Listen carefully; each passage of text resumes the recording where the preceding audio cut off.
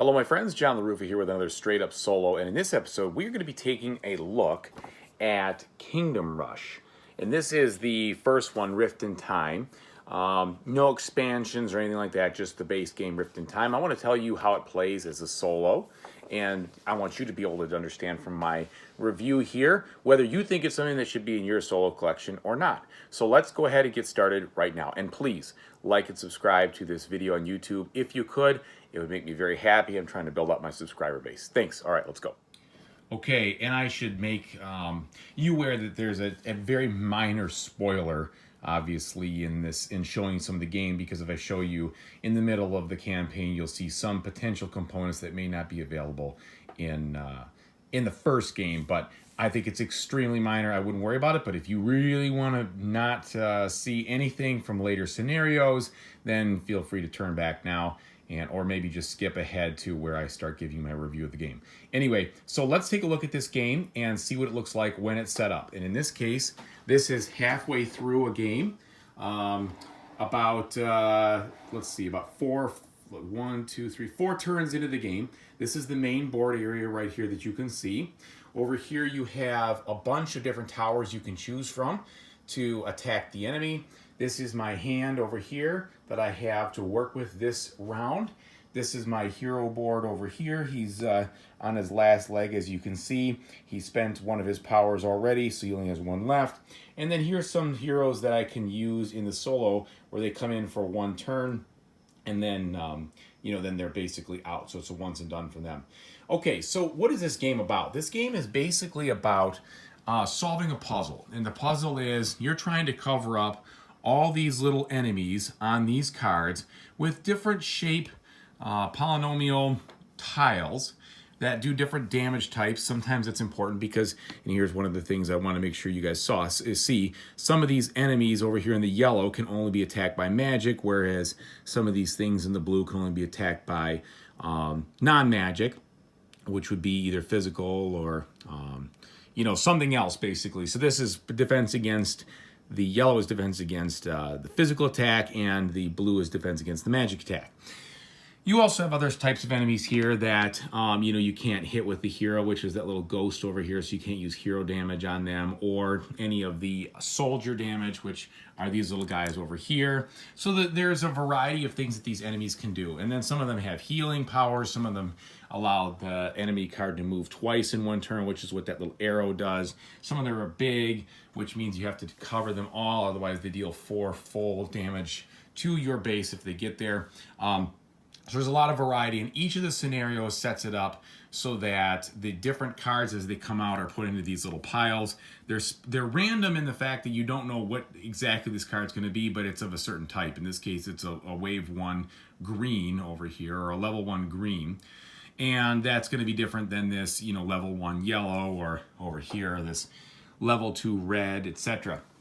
And so the basic gist of this game is you are trying to stop a tower defense kind of invasion.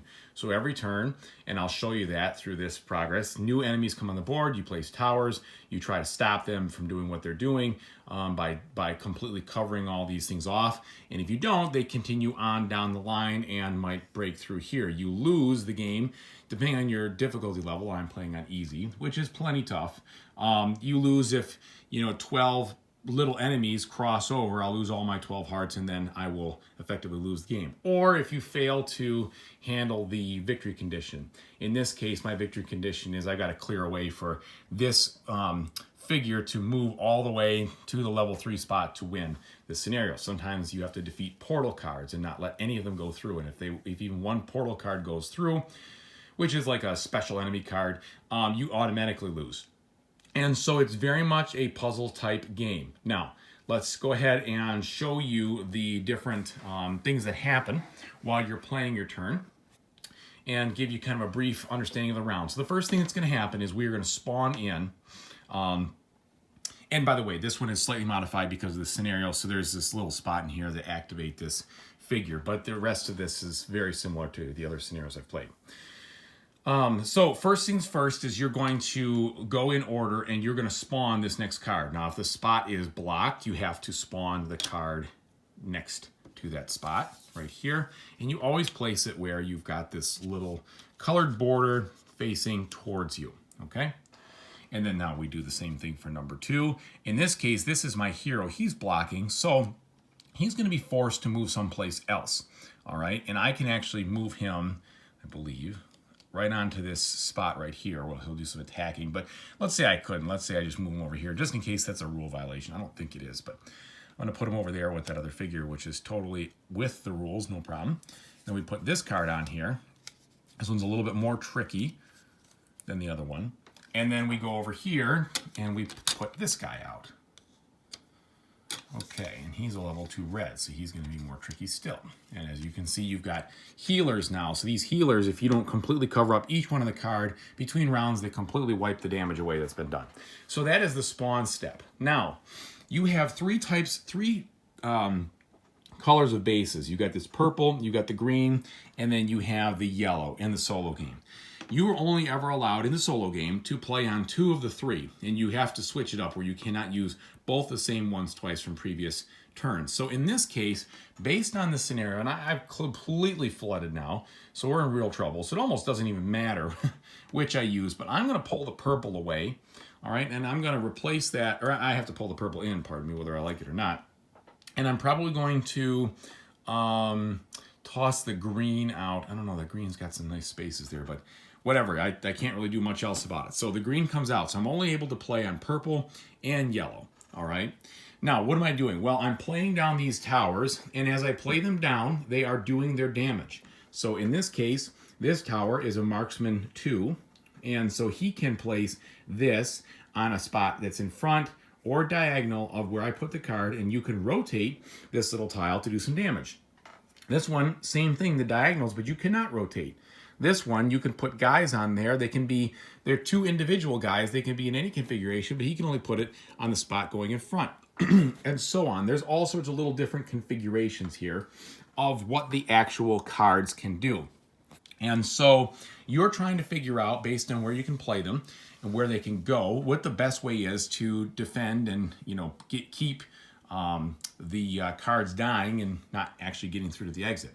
So and also you can decide not to play a card if you want to level it up, set it aside, and simply get an upgraded version. That's how you upgrade it. So basically you pass the card for a turn, and then you upgrade it from a level 1 to a 2, a 2 to a 3, or a 3 even in this case to the 4s, which are out in this scenario. Okay, so we've got a lot of different choices here, and you can see some leftover damage from different spots that happened earlier in my previous turns. So I definitely want to finish off some of these cards, because as you finish them off, not only do they clear the way for you, but also they give you some of these crystals, which you can use to buy additional towers. Level 1 towers cost 2 crystals, and level 2 towers cost 3. And beyond that, you have to upgrade them. So I have no crystals in my bank right now, so I need to kill a couple of these. So for the sake of showing what's going on, to be brief, let's just make some rash decisions, shall we? So the first thing I'm going to do is I'm going to toss down, and that would have been nice to be able to put that there, but I can't. I'm going to put this guy right here in this green one, okay? And he's able to shoot this way, and this way, and do a bunch of different damage depending on which place I'm facing. So the 3 damage, let's go ahead and grab one of those. That goes in the front here, and I'm going to cover up that. Okay, so that covers that space right there. And then I've got some 2 damages. And let's put this 2 damage over here on this magic. Let's put it on the magic side right there. And then I've got another 2 damage, which I can start working on this. And I told you I need to work down these healers or it's all for nothing. So why don't we cover up that healer? And that is how that tower works. Now I can also put guys on top of a tower. Oops, these little footmen on top of a tower. So it's just a rule in this game where you can place these infantry guys on a space that already has a tower, or you can place a tower on the space where it has an infantry guy. But from there, besides that, you cannot mix and match afterwards. You can't put 2 things onto one. So that's the only time you can stack 2 on there. And that's really helpful, because guess what? I need to play this guy here so that I can put 2 of these guys on this spot right here. Now, infantry also will prevent the card from moving, but I don't care in this case because I filled it up. He's going to die at the end of the round. okay? But that's legal. You cannot put, for instance, these two towers together because that's not legal. It's only the towers with the men that can go on something that's already occupied. You can only do it once. You can't just keep stacking. Okay, so that's kind of the way that the game will play out. All right, you're going to be filling up those towers, and then you also have these heroes to play, which are pretty ingenious. The heroes can move onto a spot to do damage. So for instance, I can move this guy onto this spot right here, okay? And that's legal, that's legal placement. And then I can use one of his abilities. So in this case, his ability would allow me to place one of these towers or these tiles down to do some additional damage on my right and my left. However, he's already pretty much been beaten back pretty bad. I need to do something different. So instead, I'm going to do this. Any one of your hero recovers an ability, take another action. So I'm going to spend this one. I'm going to recover his earthquake ability. And then the action I'm going to have him take is actually going to be to recover. So he is going to go back to full health. And so there's 3 actions you can take. You can take your basic attack. You could do one of these things, which I just did, and you can recover, okay, which I just did there. The only reason I was able to recover is because after taking this is because it said take another action. So that helps me keep the hero out in play a little longer. And just like the foot soldiers over here, the hero will stop this guy from moving a space at the end of this round. So that's kind of cool. You can also use these heroes here once and done, like I said, for maximum effect. And maybe that's something that I want to consider. I've got these guys down here, which if I don't stop them, they're going to charge right in here. I'm going to take 1, 2, 3, 4, 5 points of damage out of my 12. And that's a little bit dangerous because I'm going to be losing everything. So instead of doing that, how about we try something like this? I'm going to put this temporary hero on here, and he has a range attack like this. And I'm going to put that range attack, let me find the right tile here, over here on this guy. And I'm going to stop that from happening. So he blocks some things over here, and we put that over there. Now I've got to deal with this other scenario over here where I've got some cards, and I've got this, again, making rash, quick decisions here for the sake of the video. I can put this down over here. Oh, no, I can't because it's green. So let me put it over in this direction. And that is still going to be okay because that is yellow, and I have the yellow diamond. And let's go ahead and put that over here. So I have successfully, and I cannot flip that around. It's got to go in the orientation, but that's okay. So I've successfully neutralized that one, all right? And I have a bunch left to play. Now, I'm not going to keep playing because you get the idea of what I'm going to do here. You're solving this puzzle, all right? After you solve the puzzle, you proceed on. Anybody who dies is going to be killed instantly, okay? All these things get killed. You get your stuff back. And then in order of which lane they're in, they're going to start marching down and trying to invade your home or wreck your situation. And if they do accomplish one of those end things that causes you to lose the game, you lose instantly. But if you accomplish the goal of winning, you win at the end of that round. So you don't win instantly, but you win at the end of the round. So you have to survive, that last step. And that's pretty much how this game goes. You're going to be placing the cards in different orientations. You're going to be trying to do different things to cover those icons in the most smart and efficient way possible. And at the end of every round, I should say this, once you're done with the round, you're going to pick up these cards to be used again. Some different things in the game will actually cause these to be discarded depending on the scenario and the rules. And so you don't always get them back. But a lot of times they do come back to your hand where you can use them again. And again, a big part of this is having the prudence to decide, okay, I've got to hold this back because I need to upgrade it for next round so I get stronger. And so that's some tension in the game as well on what do I do to deal with the immediate crisis and what can I afford to hold back so that I can upgrade it. So for instance, like this level 1 militia, maybe I don't want to play him now. I'm going to hold him back. I'm going to turn him into a level 2, and I'll use the level 2 next turn if I live to next turn. And you can do that as many times as you want. So you're trying to maximize the ability to reduce your threat here, but build yourself up for the larger turns. And so that's the delicate balance of how you're going to be solving this puzzle. So let me tell you what I think about this game as a solo. Okay, and as with all these solo reviews, I've never played a multiplayer, so you're only getting the solo perspective from me. But I can tell you that this game, even though it is up to 4 players, I don't even see why you'd play. You could play with other people, that's fine. But this is a perfect game to play solo for a solo experience. You get the entire game without any rule modifications besides using some of those heroes for that once and done and having to switch around the crystals to make it just so that it's not a complete sandbox of I could do everything. You got to put some kind of angst in there.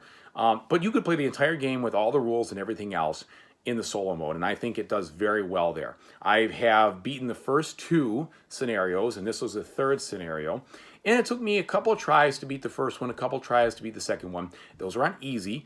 I know that people say that this game is extremely hard. I found it challenging on easy, but I did not find it impossible. I think you have to look at all of your options in order to solve the puzzle to be able to win. It would be nice, I guess, if the first scenario was really easy so that you felt that accomplishment in the first one and then they start ramping it up.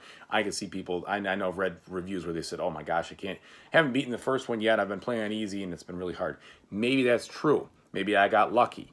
Maybe I just happened to do things and I stumbled through it. But I do know that as I played the game, I started to sleuth out some different kinds of strategies in places where things made sense and, oh, I should hold this back now so that I'm available to attack this other thing later as it comes out. And I like that. So there is a learning curve, but it's a fun learning curve. It's not, oh, these rules are so hard, I don't remember how to play. The rules are actually pretty simple. They're pretty straightforward. Once you've read them once, maybe you'll watch a video, you're able to go. And even what I just showed you there, you get the idea of the gameplay.